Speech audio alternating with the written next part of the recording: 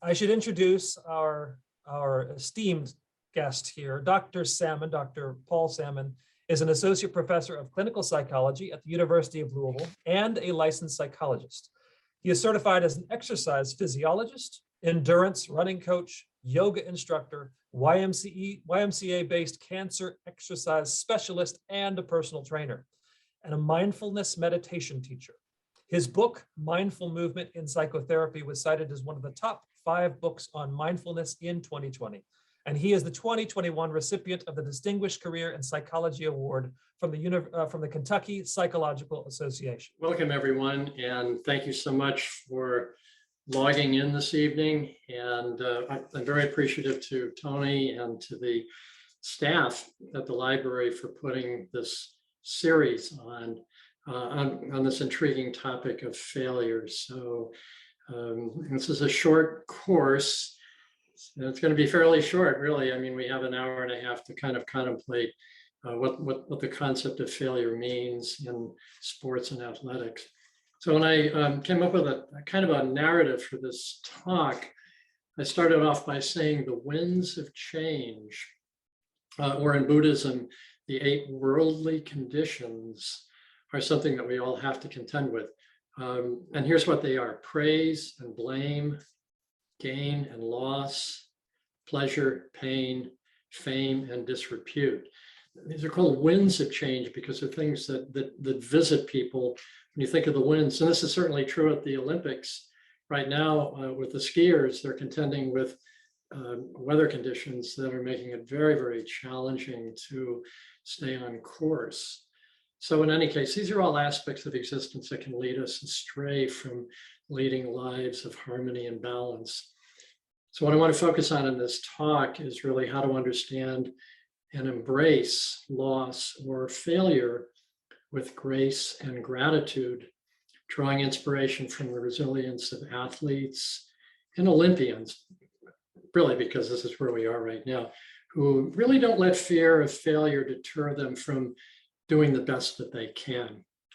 By no means achieving perfection, but you do the best with what you can. I want to start by just saying that perseverance and resilience are key characteristics in sustaining the direction and intensity of effort. And that's a basic definition of motivation.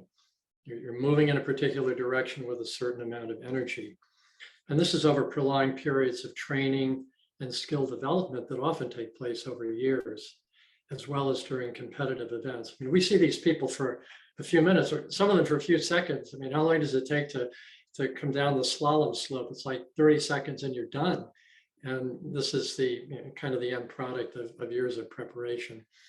They're hallmarks of athletes who have overcome what I would say is seeming failure in their sport. I want to start with an example. Actually, this is from the Summer Olympics. So we have a former collegiate runner who during her early career contended with obsessive compulsive disorder, other symptoms of anxiety, eating disorder, osteopenia, bone mass loss. And this may have sidelined her from running. She trained for the 2016 Olympics, but couldn't make it. And she had a stress fracture as a result. So she had to quit running for a while. She worked as a barista. She was a babysitter.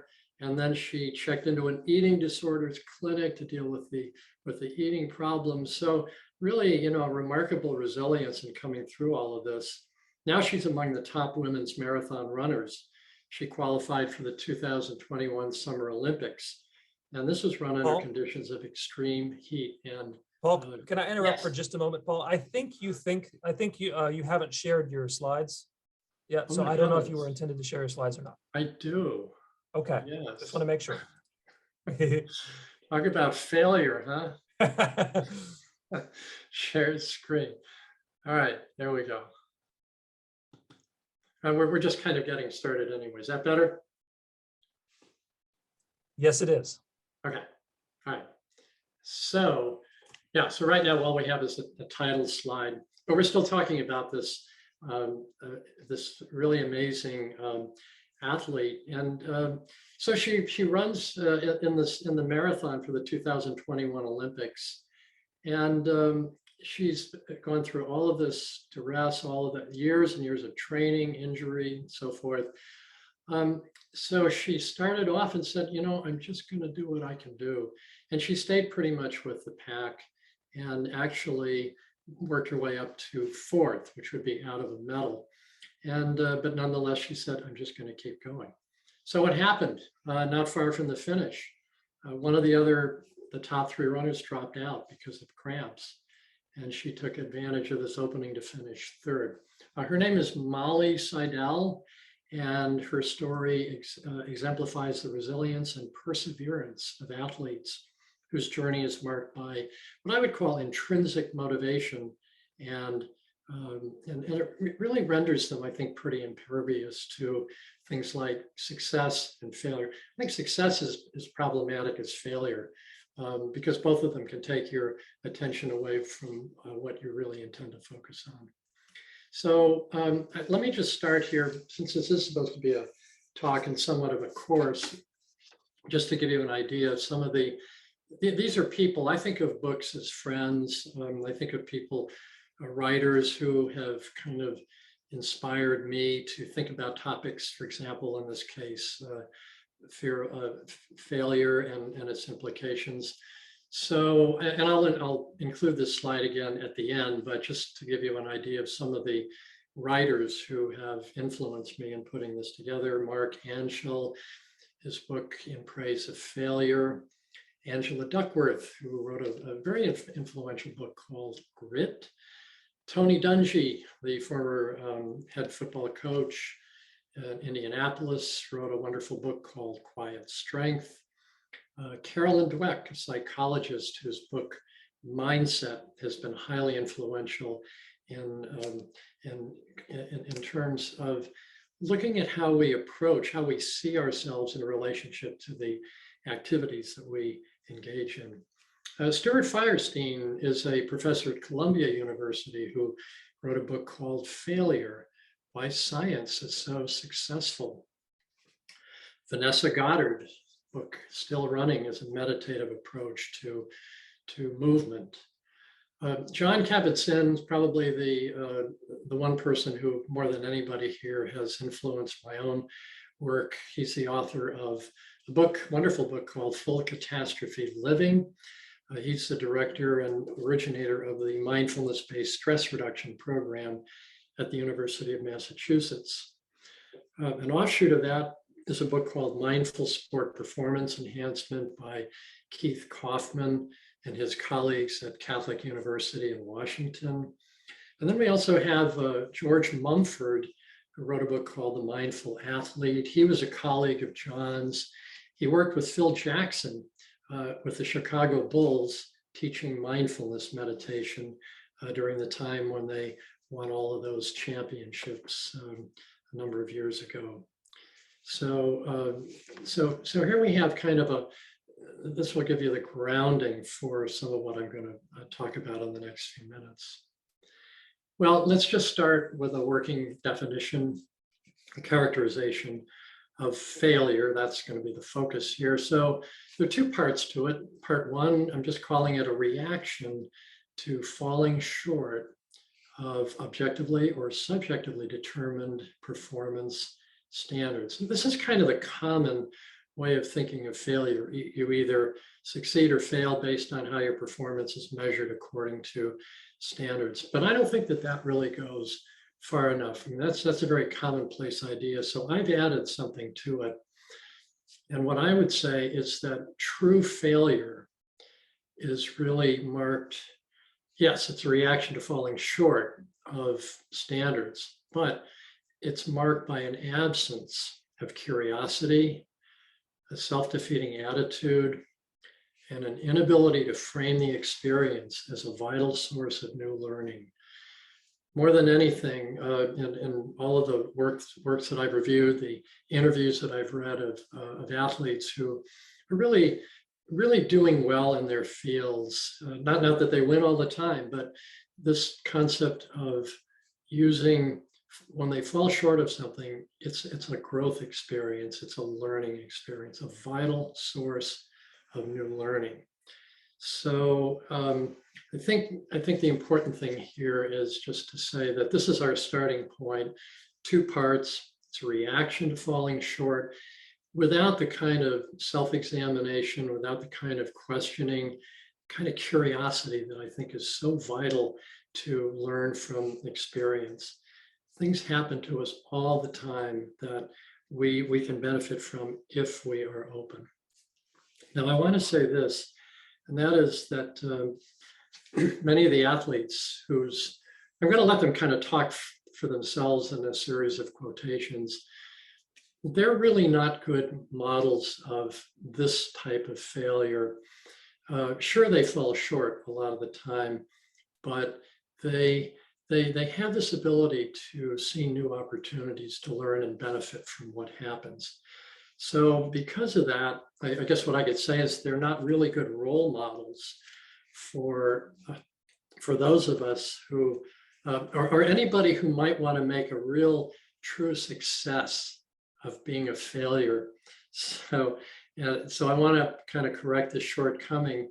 And here I'm going to put up a kind of a prescription for chronic, debilitating, unremitting failure. In other words, if you really wanted to fail to the max in terms of this definition, here are some of the things that you would want to look at. Okay, this is a 12-step prescription for failure. And I'll keep it up here and just very briefly kind of talk through a couple of these points. So for example, let's start with that first one, explaining negative outcomes as inevitable. This had to happen. Secondly, due to personal shortcomings and permanent. These characteristics are what we call in psychology attributions, how we explain why and how things happen. So thinking of negative outcomes as inevitable, personally relevant, and permanent leaves you very little wiggle room to consider, to contemplate other possible reasons that something might not have gone the way you hoped it would. Here's another thing, treat failure as something to avoid at all costs. In other words, never risk anything. You won't fail at something you don't try. Third, focus your attention exclusively on long-term goals and forget about the present moment. My interest in mindfulness really zeroes in on the fact that present moment awareness, what's happening right now in the moment, is what's really critical. Another thing is just persist at what you think you should be doing rather than finding your own true passion for something. Over and over again, I've seen this in Olympic athletes and others, recreational athletes. They love what they do, and that will help. That helps them overcome an incredible range of difficulties. Dwell on past experiences and future expectations. Forget about the present moment. You know, but the fact is, the present moment is where everything happens and where change actually takes place. Another part of this prescription, if you're going to compare yourself to people, make upward comparisons. You know, I'm not as good as so-and-so. But on the other hand, why not look the other way? Make downward comparisons, or why just forget it? You know, why not just say, let's not make comparisons at all. Be who you are and do what you can do. Criticize yourself for not mastering new skills quickly and effortlessly. Goes without saying. The kind of perfection and wonderful performance we're seeing at the Olympics comes from years and years of practice, practice, practice. We don't see that on TV. All we see are those few moments when people are actually engaged in their sport. So, all right. So, and you can see these others. Don't try anything new. Treat injury with impatience. Make winning at all costs the only motive driving your ambition. Have a fixed mindset. Don't change. Minimize social connections and treat other people as adversarial competitors. If you assiduously practice all of these points, I can pretty much guarantee that you're setting yourself up for unmitigated failure. So enough said about that. Let's move on. On April 16th, 2003, Michael Jordan ended his storied career playing for the Washington Wizards against the Philadelphia 76ers, a game his team lost. It was his third and final retirement from professional basketball after 15 seasons, 6 NBA championships, and countless MVP, All-NBA, and scoring titles. Despite his exceptional career, considered by many the greatest of all time, Jordan was well acquainted with failure, beginning with being cut from his high school varsity basketball team. As he put it in a widely publicized interview in 1997, "I've missed more than 9,000 shots in my career. I've lost almost 300 games. 26 times I've been trusted to take the game-winning shot and missed.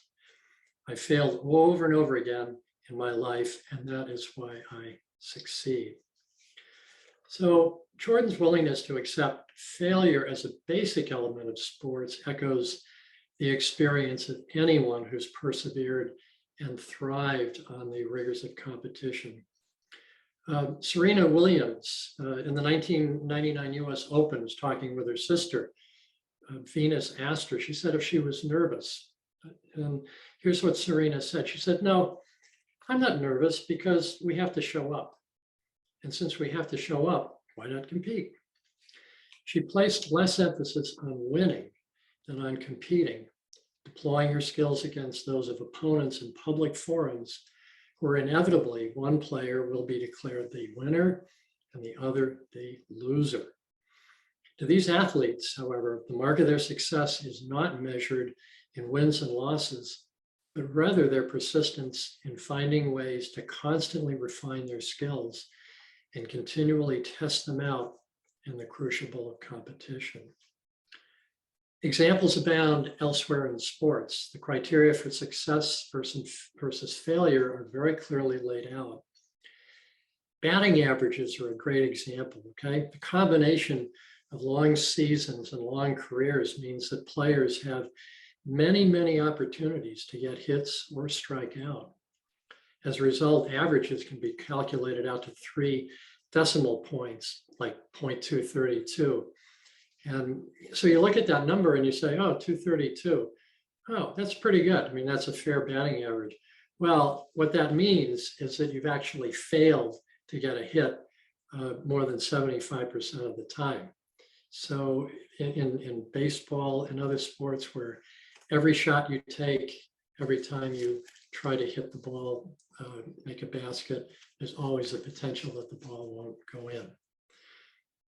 It's worth pointing out here that Babe Ruth set a record for the most home runs in the same season. He hit 60 in 1927, but during that same time, he struck out 89 times. So, you know, the two these things go hand in hand. In some ways, the gap between how success and failure are viewed is ever widening now. The competitive nature of sports establishes the inevitability of winning and losing, succeeding and failing in the first place. So there's an allure of competing for sure in a highly contested match or a game. I mean, you know, athletes will say things like, "No, I'm addicted to adrenaline." The winner of one of the Olympic winners in the snowboarding competition made that exact statement. She said, "You know, this is really what I do this for." On the other hand, there are journeymen and women players in sports like tennis and golf who toil in the shadow of elite players for years without ever breaking into the top ranks, yet whose devotion to the game is unwavering.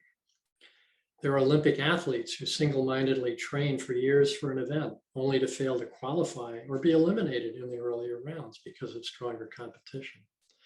So here's an example. Elise Cornet, who made it to the quarterfinals of the Australian Open this year, said, sometimes you lose, for example, with match point.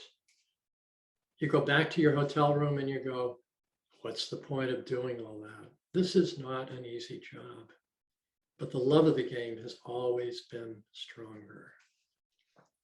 So what we were doing was we were talking about how years and years of practice can all, kind of blow up in your face in just a matter of a few seconds. And Michaela Schifrin was, of course, this just happened to her yesterday in her best event ever, her slalom. So she's really kind of working hard to try to recover. They showed a picture of her spending. She just kind of fell off the course and was just sitting there kind of crying and just kind of contemplating what happened. The reality of it was just really, really devastating to her, but she is moving on. And I think that's one of the critical things about one of the most important things about people who face failure like these folks do. Here's another kind of example of somebody. This is a figure skater. Her name is Maria Bell, and she just won her first women's figure skating national after 9 previous attempts. She's been doing this for years and years. And this is a quote from her. I just was so struck by this. She said, "I've gained responsibility and it's made me a better person. I'm ready to step into that spot. I've been close before, but it hasn't happened. The universe was like, it's not quite right yet." Here we see a manifestation of the winds of change. Circumstances and factors that are beyond your control can come into play. And if you're so self-centered that you don't understand that you are one kind of piece of this enormous universe, you're not really appreciating how, in a way, how exquisitely vulnerable we all are. I mentioned a book earlier. It's called In Praise of Failure: The Value of Overcoming Mistakes. Mark Anschel is he's a sports psychologist at the University of Tennessee. He talked about physical, mental, emotional, and value-based failure. Physical failure is when something just happens, like you break a ski, you break a leg, something goes wrong in the physical domain. And in the mental domain, it's just how you handle challenging situations. Emotionally, do you get bent out of shape? And then values-based means, are you doing what you really feel is your passion and your calling? And I think when we look back at someone like Maria Bell, they called her the grandmother. She's 25, and she's stunned at how the skaters nowadays are kind of reaching their zenith at age 15 and then kind of falling off to the side. She's in it for the long haul, and so she loves skating. And this is again one of the main qualities that comes across time and time again in working with and listening to what athletes have to say. I'm going to move on. I'm not going to take a chance, Tony, on showing a video. Let me tell you what this was all about. I wanted to emphasize something, and that is that the development of our most fundamental form of movement took place at a time when we were unimpeded by any such concerns like success or failure. And what I'm referring to here is learning to walk. I have a wonderful video, 2 or 3 minute video showing this little kid over a period of a couple of months. It was sort of like time-lapse photography, standing up, falling down, standing up, falling down again, grabbing onto something. And every time you fall down, if you think of that as a failure, that would just do such a disservice to the whole process of what learning is all about. So I say, thankfully, this took place before we had the cognitive capabilities to internalize ideas of success and failure. We all made it. We're all walking, we're all moving around, and at this point, you don't really look back and say, oh well, I fell so many times over a 10-month period. You're on your feet, and that's what's important. Okay, I want to mention a concept here from psychology. It's called mindset. So a psychologist named Carol Dweck has done a lot of research, years of research, and she's identified two different mindsets that are very highly predictive of either failure or success in many walks of life. The first one is called a fixed mindset. And this is the belief that your personal qualities can't be changed.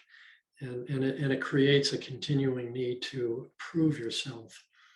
You know, the other mindset that she mentions is called a growth mindset. And this proposes that these personal qualities aren't fixed, but they can be cultivated through persistent, skillful effort. And what she said about this is that everyone can change and grow, but you have to be open to that possibility. So she has all sorts of stories throughout her book about people who exemplify either of these two mindsets. She provides examples of athletes, for example, Michael Jordan, Jackie Joyner-Kersee, Tiger Woods, Pete Sampras, Muhammad Ali, Mia Hamm, Wilma Rudolph, and many, many others. And I would add, there are a lot of contemporary athletes I would add. For example, Stephen Curry. You know, he was overlooked by major basketball programs, and he played at Davidson College. He had a shared practice facilities with the volleyball team. But, you know, where is he now? People consider him to be perhaps, maybe along with Michael Jordan, co-greatest of all time basketball players. Michael Phillips, Naomi Osaka, Simone Biles. These are all people who have met adversity at elite levels of competition. And I would characterize them as having a growth mindset. I would even put Novak Djokovic in this category. He's kind of a weird and quirky guy. But think about this. He lost in the finals of the 2021 US Open to Daniil Medvedev. And this was his one chance to complete a Grand Slam, winning all of the four major championships in the tennis world. He won three of them, and he comes up to the finals in the US Open in New York, and he fell short, and Medvedev beat him. So how did he handle this? Well, his behavior has been kind of weird since then, because as you know, he got bumped out of the Australian Open. But at the time, he was very gracious at a post-match interview. He said, "I'm the happiest man alive right now because you guys made me feel that way on the court. I never felt like this." So even he could, he has his moments where he can accept what for many people would be a crushing failure and say, well, you know, okay, time to move on. Just to mention, I don't want to call out a lot of names here, but athletes who embody a fixed mindset, there are just two or three. One famous one is John McEnroe, speaking of tennis players, and he's admitted this. He said he's just basically closed off to change. He would blame everybody. He didn't want to take responsibility for loss. Babe Ruth was like this. Billy Beane, who was an incredibly gifted baseball player, who many think could have been one of the greatest of all times, just could not handle loss. He was kind of a perfectionist, and anything short of perfection was failure. Now, he was the focus of the movie Moneyball, which basically illustrated how he was able to come back from being a player and served as a manager, very successful manager of the, I think it was the Angels, who very nearly went to the World Series. Okay, so second point here, quick, and again, I'm sort of talking now as a psychologist. Attributions. This is how we explain how things happen. And as I mentioned before, if you believe that things happen for fixed causes or reasons without any sort of flexibility, that can be really problematic.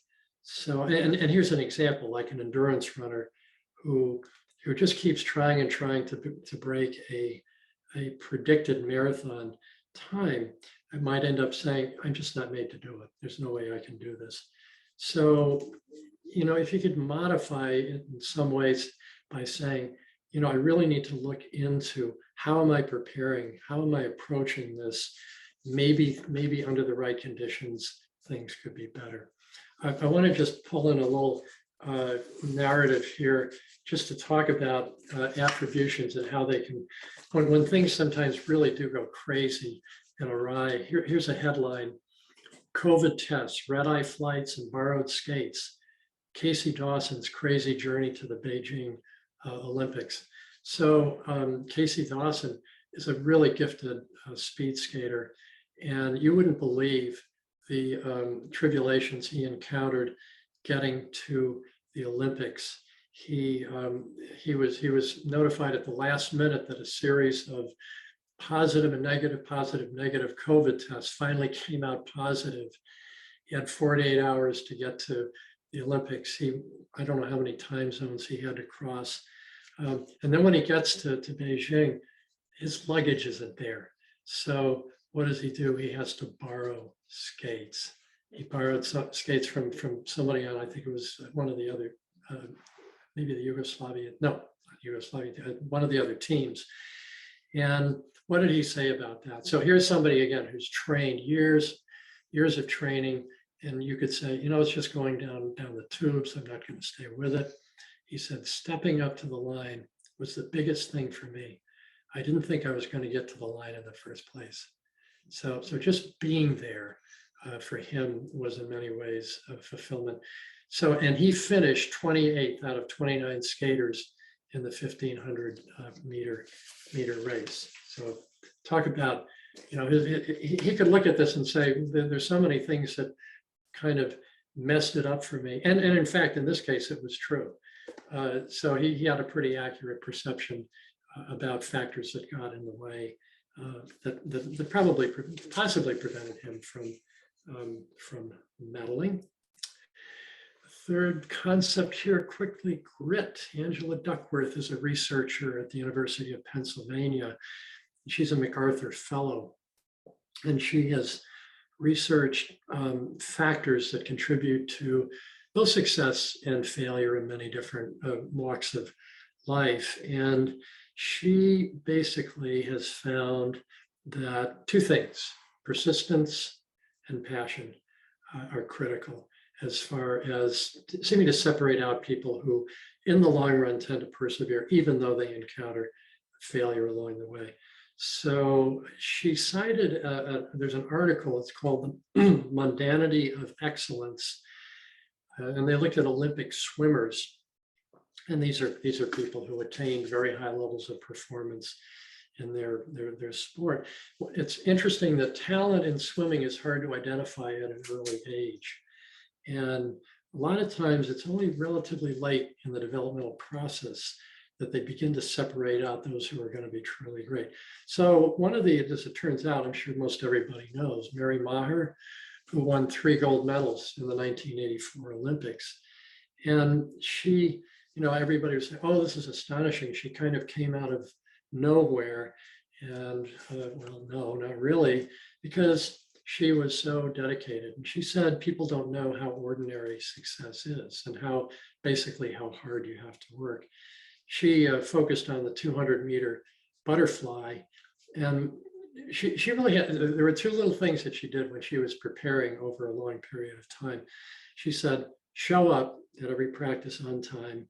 And then secondly, perform every turn with precision rather than with the casual inattention that that characterizes how many athletes train. So in a sense, every training session was a kind of a performance that she gave her utmost attention to.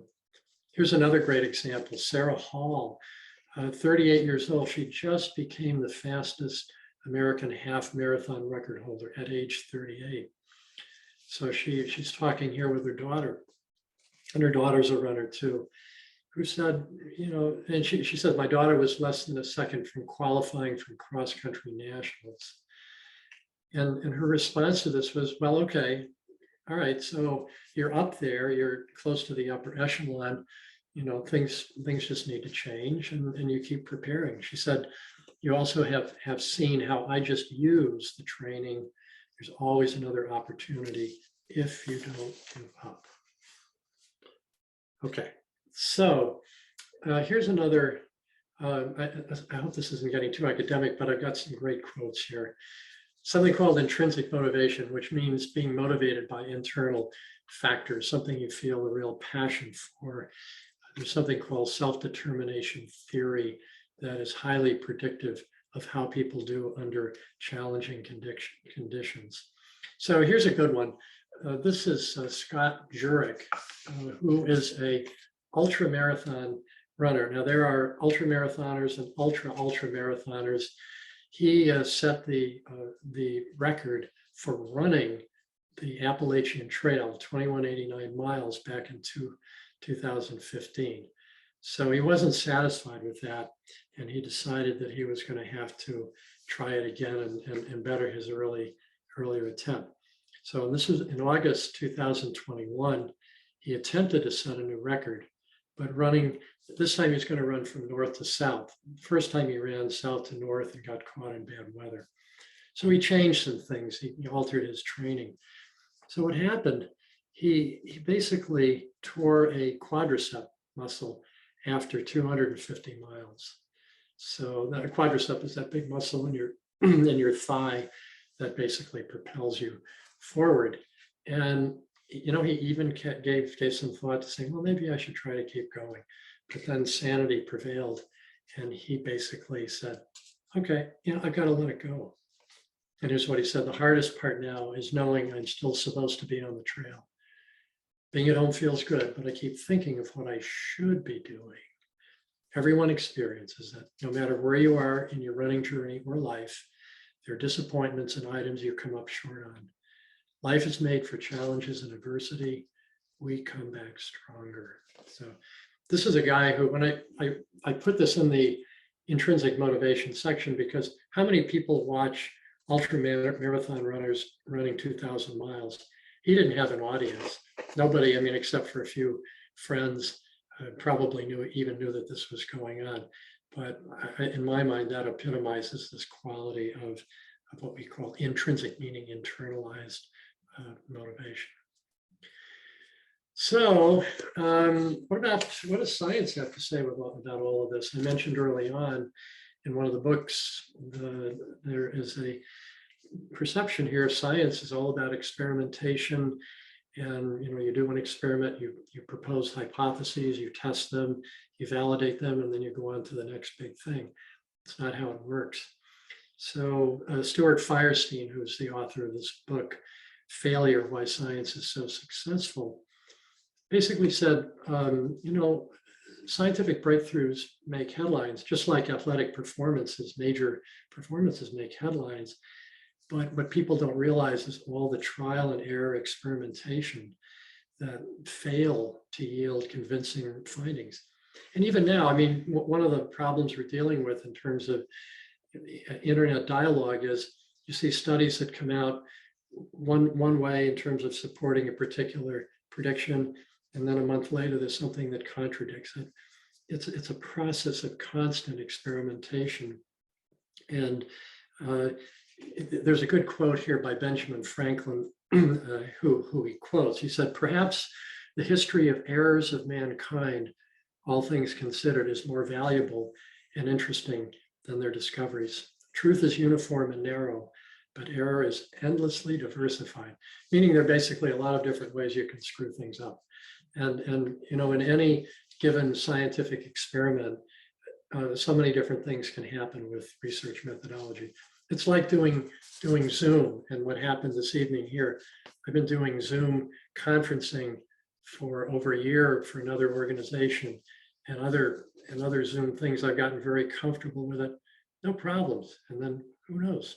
Tonight it's the stars just weren't aligned in the right way. Now here's the interesting thing about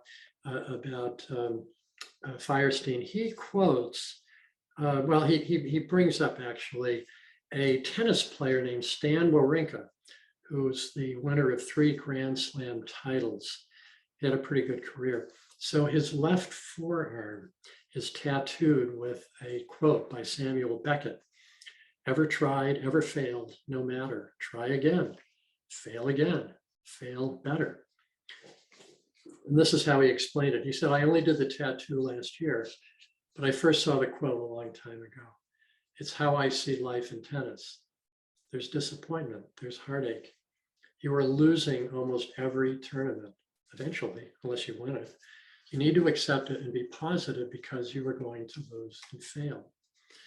So his perspective is mirrored by Firestein, whose view of science embraces failure.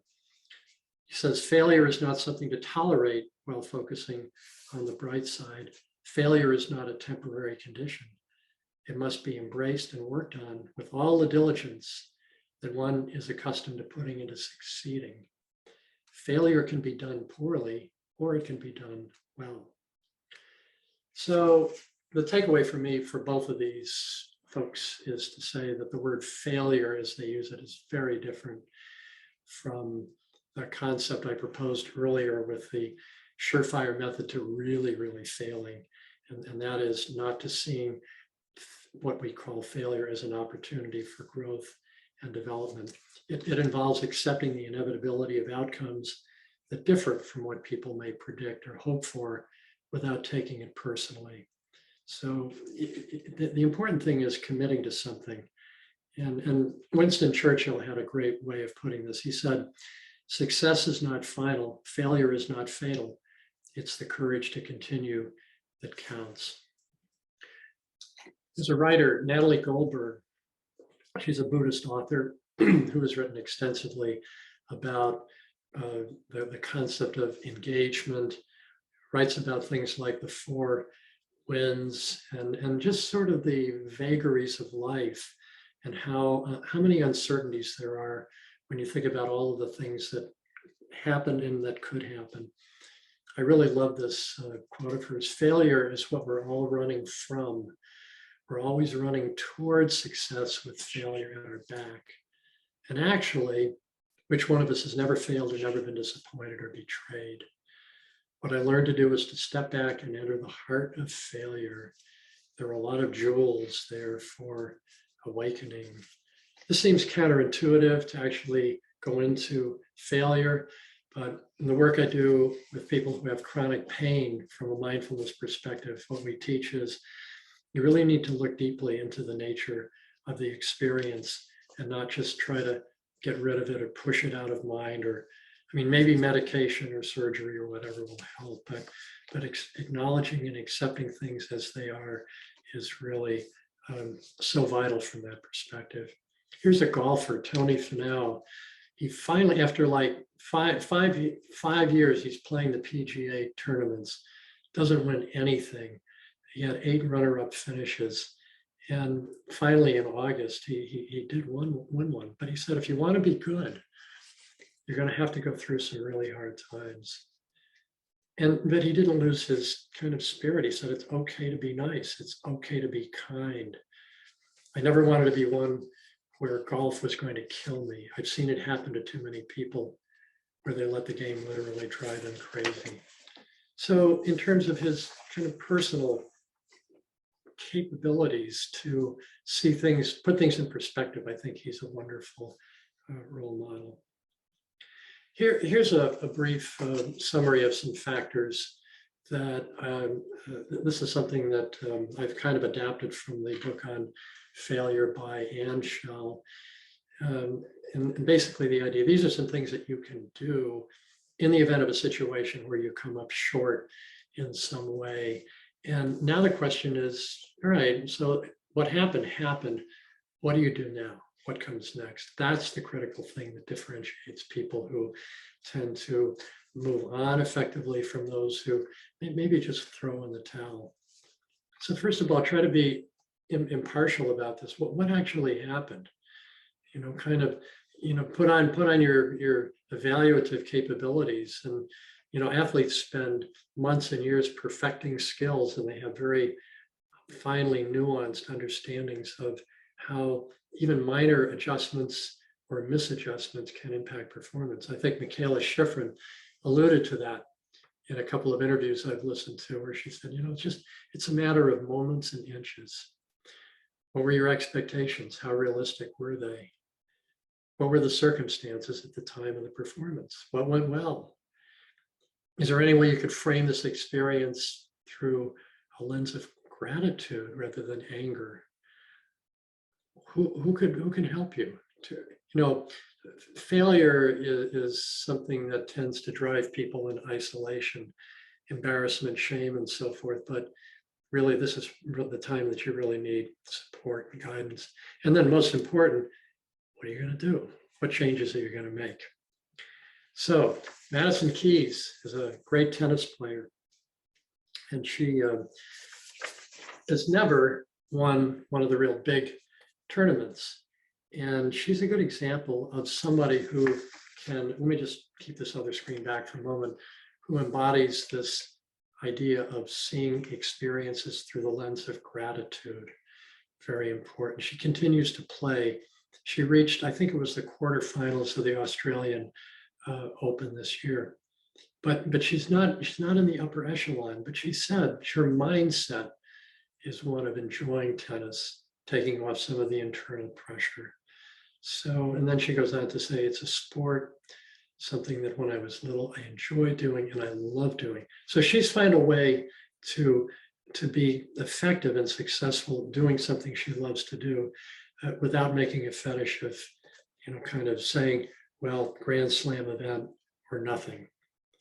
And then here's a really interesting one. Rafael Nadal, who, as you probably know, did win this year's Australian Open at a time when he was convinced he probably might never even play another tournament. He had had a foot injury that kept him laid up for months. He had COVID. There were all sorts of problems with that.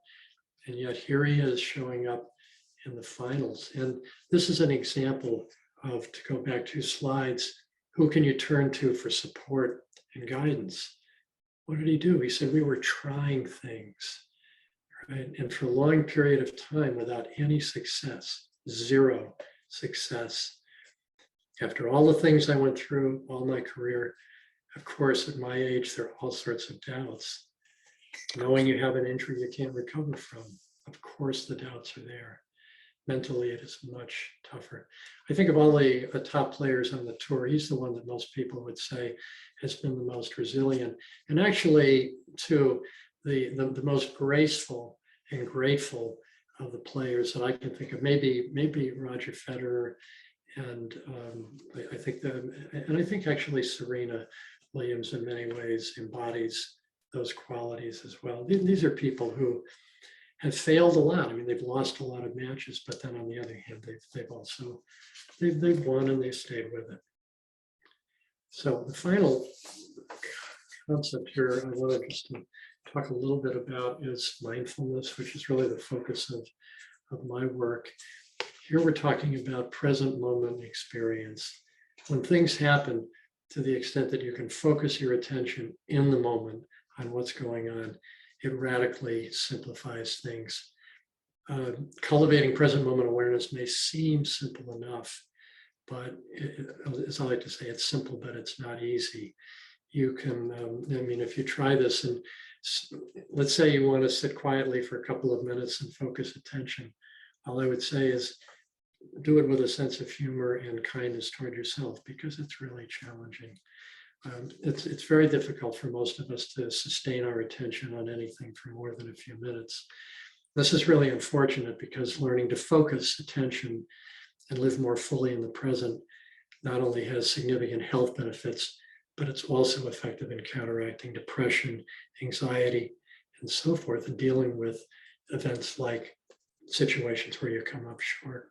George Mumford is a psychologist who worked with Phil Jackson and the Chicago Bulls to bring mindfulness to the Bulls when they were winning all those championships with Michael Jordan and Scottie Pippen and so forth. And this is what he said. A lot of people have made similar comments. Pain brought me to mindfulness, not any desire to reach nirvana or pop out of any chrysalis. Chrysalis is the exoskeleton of a butterfly, and there's this image of, when you become enlightened, it's like you're emerging from your cocoon. He said rather it was unlearning certain habits and thought patterns that seemed hardwired into my brain and then walking through the pain rather than avoiding it. We could say the same thing about walking through quote unquote failure, situations that if you really look into them deeply could be tremendous sources of new learning. Here's something that I think runs very counter to most of the attitudes that you find among coaches and others and athletes who are into the no pain, no gain sort of approach, attitudinal foundations, which I think are very helpful in dealing with loss and other challenging situations. Acceptance, acknowledging that's so simple in a way. I accept, I acknowledge what happened. I'm not going to fight it and hang on to it. Beginner's mind, curiosity, letting go of expectations, feeling like, oh, you know, I have certain expectations that I should be able to meet. Not judging everything, not evaluating things, not trying to get things, but rather let them come to you. That's what we mean by non-striving. Being incredibly patient and being highly trusting in your own kind of your own internal gyroscope. And I think that this is, you know, is really vital. So here's an example of somebody who I think took this message to heart. Lydia Ko is a former world #1 golfer at 17, if you can believe that. But then she just went cold. She didn't win another tournament for 3 years. But then she came back. And she said, it takes a little pressure off to think that what's meant to be is going to happen. At the end of the day, you don't control your outcome, even though you would like to. This is pretty mature, I think, for somebody in her early 20s to say, you know, you do the best you can, but ultimately you really do not. There's so many factors that can come into play in terms of determining how things will come out. So she's a great example of somebody who's persevered and continues to do well. And then we have someone, for example, like Naomi Osaka, who I really, really admire. And the point I want to make here is that there's a view within mindfulness that failure, just like pain, and these sort of negative states that we don't like actually are deserving of our prolonged attention. You know, there's an idea out there that you hear from time to time. It's fail fast. So you invest money, time, and effort into a project, and then you boot it away. If it doesn't work out immediately, kick it out. It's not going to work. Go on to something else. This is a very different mindset. It's basically taking the slow road. And so the approach here is basically looking at things with more acceptance and greater perspective. And I think what she said was great. She said, basically, I feel like at this point in time, I'm trying to figure out what I want to do. And I honestly don't know when I'm going to play my next match. I'm going to take a break. How many people are willing to take a break and walk away from something that they have so much invested in? So I think many people, including myself, view her decision here to step away as an act of real courage and skill, actually. There's a book called Mindful Sport Performance Enhancement that gets into many of these topics. We don't have time to go into it here, but one of the themes that the authors mention is that a key element is to try to let go of expectations as to what is right or wrong. Try to not get hung up on your personal meaning of success and failure. Really dig a little deeper behind the language, behind the words. Don't get overly attached to beliefs like I should always win, or nothing short of perfection is a mark of failure. I've heard this before, and maybe you have too. I mean, this can feed a downward spiral of frustration, anger at competitors, anxiety, and self-blame. So I think the ultimate intention here is to develop an approach where you really love what you're doing and you really invest yourself in it. And, you know, forget the words, forget success, forget failure. I love this quote from Niels van der Poel. He just won an Olympic gold medal in the 5,000 meter speed skate. He said, I love it. love that. I really love this sport. But if you're going to train as much as it's needed, you've got to love it, man. It's like a relationship. It doesn't come to you, it doesn't become perfect. You have to look for it. Okay. So a few other examples here. Paul, yes. I hate to interrupt. We are at almost 8 o'clock. I didn't know if you wanted to have a little bit of time to see Sure. if anybody had any questions. I've been talking far too long here. No. I'm actually close to the end. I will put up one further slide here. And it's a quote from Tony Dungy, his book, Quiet Strength. He was the coach of the Indianapolis football team. And this is one that I really come back to time and time again. It's the journey that matters. Learning is more important than the test. Practice well, and the gains will take care of themselves. So, yeah, so I think that is a good stopping point. And let's figure out how we can work in some questions and so forth. I'm putting those references back up there if anybody wants to make a note of any of them. So if anyone has any questions for Dr. Salmon, you can either raise your hand, which I will see, or you can put questions in the Q&A box. And I'm stopping. I'm sure he's welcome to answer. He'd welcome any questions that you might have about working with athletes. I know I have a question, actually. Sure. So have you, Dr. Salmon, have you worked with athletes who have hit a wall as far as their training, or have so much, I guess, anxiety that they're having trouble continuing? And how do you, if you have, how do you work past that?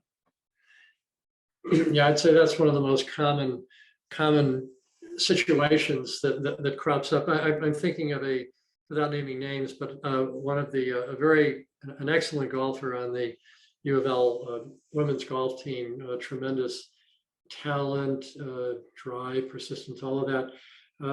It was just was kind of dealing with what we call anticipatory anxiety. She would practice like many good athletes do for upcoming tournaments, and then basically when it came time to perform competitively, she did fairly well, but never quite reached the level that she felt that she was capable of. So one of the things that we figured out was that a lot of her anxiety happened prior to the performances, the matches themselves.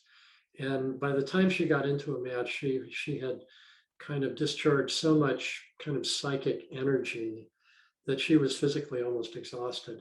And a lot of this came from worrying, constant worrying, obsessing, trying to think through what was going to happen, and being somewhat critical of herself. And in other words, not doing particularly well, and then being angry at herself for not doing well. We call this double dipping.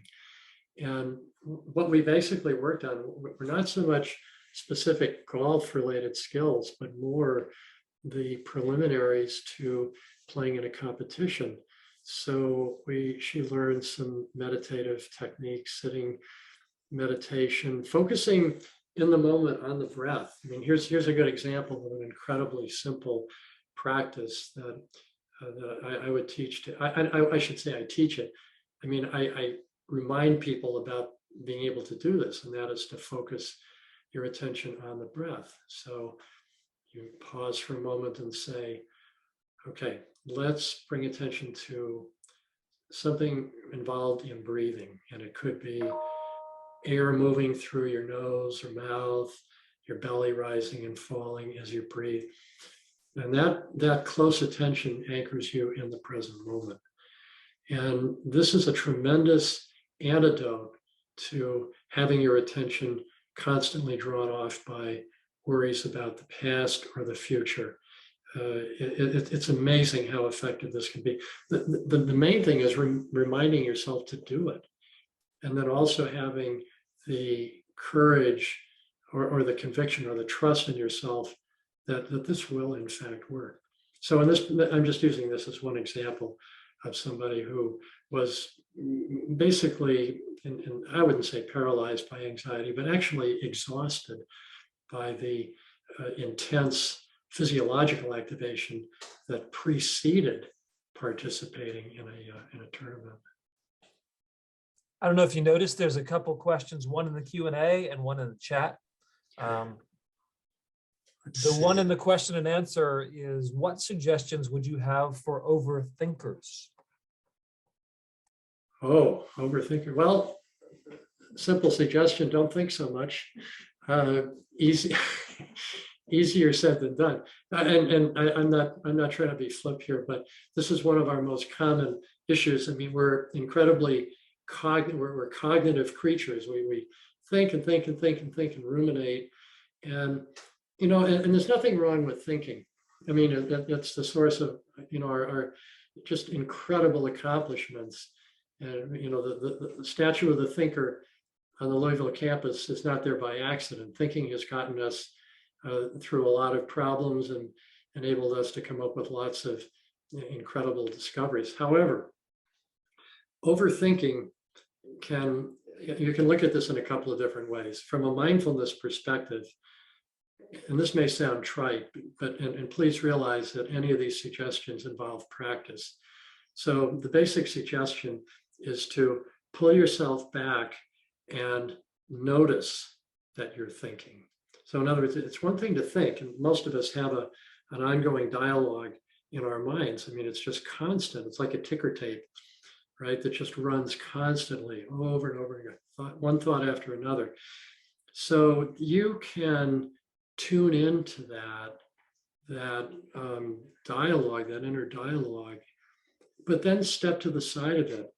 And even though this might sound unbelievably simple, you could kind of shift your attention when you notice that you're thinking. A lot of you guys, oh, thinking.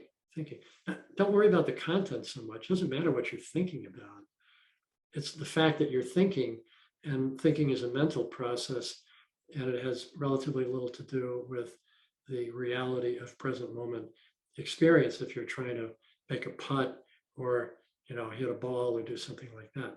So at that point, you shift over from a cognitive mode into more of a physical mode. And as I said before, anytime you can bring attention into a physical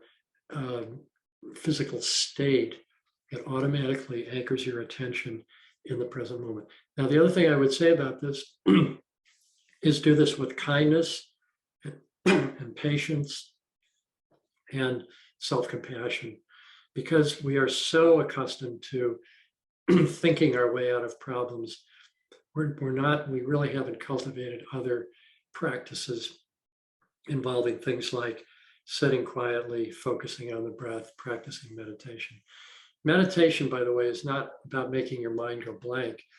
It's about simply learning to focus and sustain attention on an object of your choice. So thinking, you know, we all do it. It's helpful in many ways. It is possible over time and with practice to become a little less engaged in constant thinking by bringing your attention into the present moment to something physical that you're doing. I hope that addresses that in some way. There's another question in the chat that is, are there prescribed steps to coming back from failure, or is each case unique? If unique, what is the process for teasing out the cause and effect? Wow, there's about an hour's worth of discussion there.